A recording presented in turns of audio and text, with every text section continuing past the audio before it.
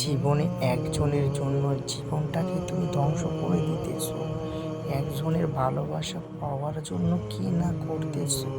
দিন শেষে কি পাইতেছো? তার কাছে কি পর্যাপ্ত পরিমাণ ভালোবাসা পাইতেছো, না বাকিটা অবহেলা হইতেছো? একটা জিনিস মাথায় রেখেও, কোনো জিনিস একান্তিক তো ভালো না। কোনো জিনিস একাকিত্বভাবে আসে না, কোনো জিনিস একান্তভাবে হয় না। তোমার মন তোমার বিরুদ্ধে কথা বলে, তোমার মন তোমার বিরুদ্ধে কথা বলে, তাহলে অন্যর কাছে কিভাবে তুমি ভালোবাসা চাও? সেটা তো অন্য আরেকজনের মন। যেখানে তোমার নিজের মন তোমার বিরুদ্ধে কথা বলে, সেখানে তুমি অন্যর কাছে কিভাবে ভালোবাসা করো?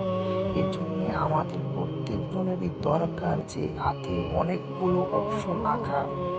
যেমন, একজনের মায়ায় পড়ে থেকে কোনো লাভ নেই, একজনের ভালোবাসাতে জীবন দিতে হবে। এর না পেলে আমি মরে যাব, একে না পেলে আমি এসব হব, এসব মাথা থেকে দূর করে দেন। এসব চিন্তাধারা মাথা থেকে দূর করে দেন। কেউ কারোর জন্য মারা যায় না, কেউ কারোর জন্য কোনো সময় কিছু করে না। একান্তভাবে কাউকে ভালোবাসার দরকার নেই, জীবনটাকে ধ্বংস করার কোনো দরকার নেই। তুমি ভালো হয়ে যাও, তুমি অন্যের পিছনে যেই সময়টা দিতেছো সেই সময়টা তুমি নিজের পিছনে দাও। একান্ত কাউকে ভালোবাসতে যাবে না, একান্তে কাউকে ভালোবাসতে যাবে না। যখন তুমি একান্ত কাউকে ভালোবাসবে, তখনই তোমার জীবনে বিপদ আসবে, তখনই তোমার জীবনে কষ্ট আসবে। সেই মানুষটা তোমার কষ্ট দিলে তোমার বুক ব্যথা করবে, মন ব্যথা করবে, মন ভেঙে যাবে।